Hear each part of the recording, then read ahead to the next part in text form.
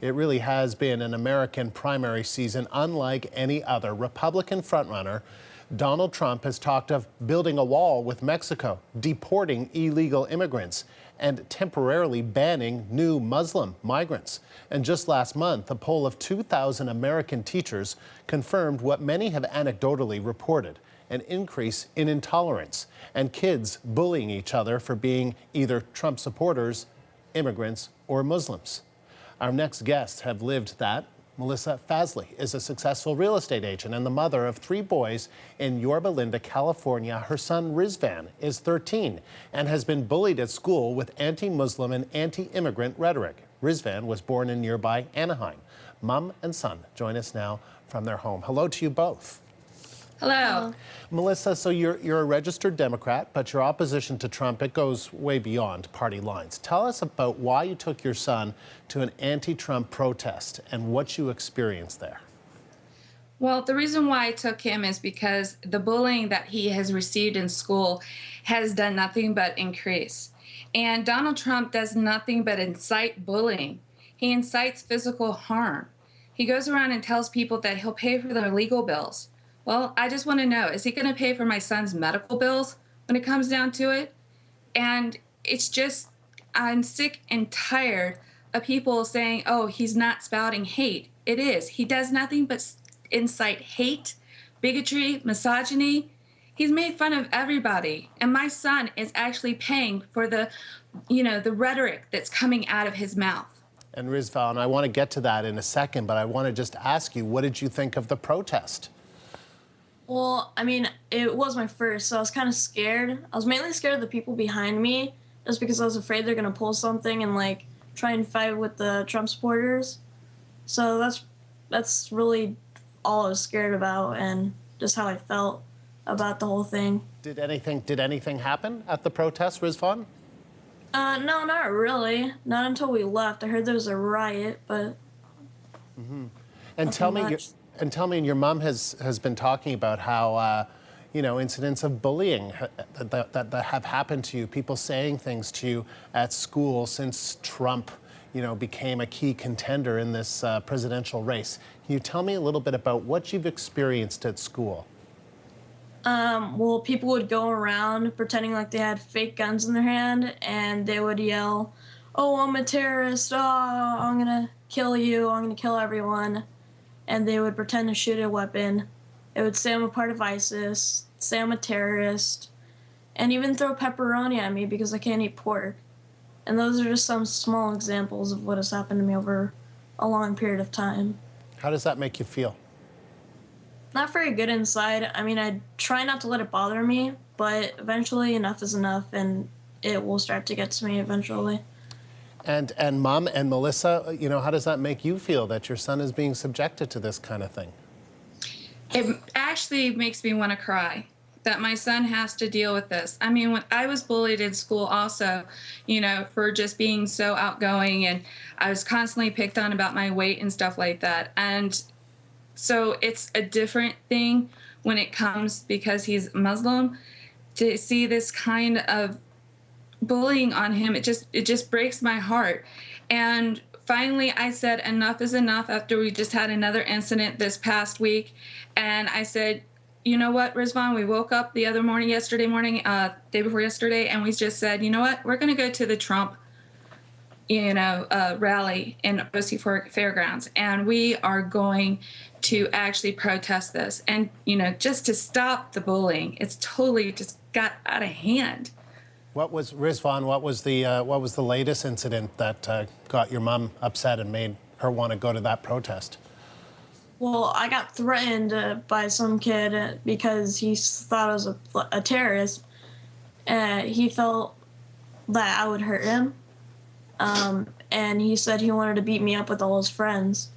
So. And Melissa, I can see that it's obviously emotional for you and very upsetting that this kind of thing takes place.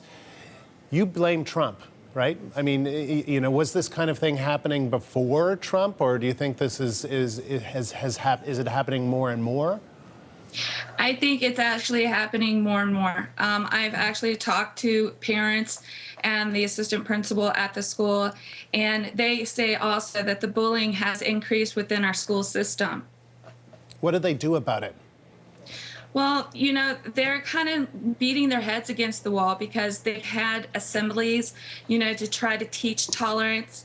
My son is also a part of WEB, and it stands for Where Everyone Belongs at School. So he's part of that organization, just to let everybody know that, everybody does belong and should not be discriminated against no matter what. Rizvan, when you're nodding your head there, and obviously you agree with your mom, what would you like to, or what do you say to the bullies, or what would you like to say to the bullies that are saying these stupid things to you? Well, mainly just to stop, because it's really inappropriate and it just shouldn't be a thing. It's not relevant in our society, and it should just stop at all. Like, it just shouldn't be a thing. Do you ever say anything to them when they say things to you? Well, no, I try to make a joke about it so everyone doesn't get, like, too rallied up and, like, not want to get, like, really mad at them. Just because, I don't like all the attention pointed towards me. Mm-hmm. But in some cases, if that happens, then I'll just let it fall upon me and I'll let the teachers and the principal handle it. But while you're making it a joke because you don't want the attention, it does hurt, right? I mean, this is, I understand why you would be doing that. You're doing that just to kind of, because you want it to go away, right? Because I can't fight them, because every bully is, like, linked to each other at the school. Like, every bully's friends with each other. So if I try and, like, get one mad, then all the other ones will get mad at me, so. So, Melissa, what do you think needs to change in America for this to stop? This kind of, this is a terrible story. What do you think needs to change? What gives you hope that there could be some change out there? Well, we're all about uniting. We're not about dividing. And Trump does nothing but try to divide this country. And what I like to see is just mainstream media cut back on coverage, especially of his rallies, of the, hate that comes from his mouth. I'd like to see that tampered down some. I would actually like to see a contested convention come up for the Republican Party, because honestly, I think Trump has, really torn up the Republican Party, and I don't know if they're going to ever be the same again. And I think that Hillary Clinton is more of a uniter, and she's, fighting for all of us. And, that's why we support her, because she is a uniter and not a divider. And we just need more education in our systems.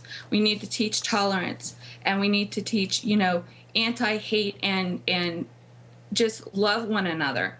Really, in the end, love trumps hate.